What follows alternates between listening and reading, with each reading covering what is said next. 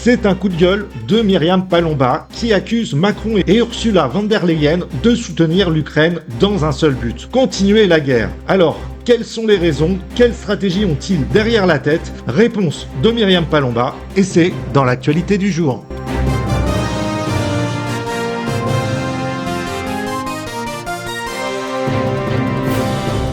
Bonjour à vous. Alors, peut-on soutenir la paix entre l'Israël et la Palestine et vouloir maintenir la guerre entre l'Ukraine et la Russie? Oui, c'est la question que tout le monde se pose. Je vous propose qu'on écoute Myriam Palomba à ce sujet et puis après, on décrypte. Alors moi j'aimerais juste vous dire que tout ça n'est qu'un plan de la part de monsieur Emmanuel Macron et de sa copine madame Ursula von der Leyen. Au lieu de reconnaître que l'Ukraine qui n'a pas respecté les accords de Minsk, je vous rappellerai juste les propos d'Angela Merkel et de François Hollande qui ont bien dit que les accords de Minsk étaient juste là pour permettre à l'Ukraine de se réarmer. Aujourd'hui, ils prouvent quoi? Qu'ils ne veulent pas la paix. Pourquoi ils ne veulent pas la paix? Il n'y a qu'un but dans tout ça et justement on a été confisqué de tout ce débat pendant les élections européennes. Le but c'est quoi? C'est d'avoir une Europe fédérale, comme ils le souhaitent depuis toujours, c'est-à-dire que chaque nation perde sa souveraineté au profit de quelqu'un comme madame von der Leyen qui a été élue par personne.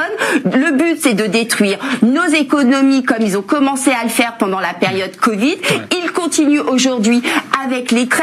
Ils détruisent notre agriculture, ils dépensent des milliards et des milliards pour une guerre qui aurait pu être enfin arrêtée. Ils ne veulent pas. Leur but, c'est de nous détruire les nations, d'imposer cette union fédérale parce que Emmanuel Macron a déjà un plan de carrière grandiose, c'est-à-dire devenir le président de l'Europe. Eh bien, je vous le dis aujourd'hui, nous les Français, on ne le laissera pas faire. Et si l'opposition en carton qui est incapable de se manifester à l'Assemblée nationale, nous descendrons dans la rue pour... Et si Myriam avait raison, la France et de nombreux pays sont actuellement fragilisés par l'immigration, mais aussi économiquement. Tout cela ne serait-il pas voulu? Quant à l'Ukraine, qui a reçu à ce jour plus de 100 milliards d'euros, utilisés, on ne sait comment, sans compter les 300 milliards versés par les États-Unis. Alors oui, Donald Trump a peut-être eu raison de brutaliser Zelensky, qui n'a pas respecté les accords de Minsk, mais qui n'a pas non plus la reconnaissance du ventre.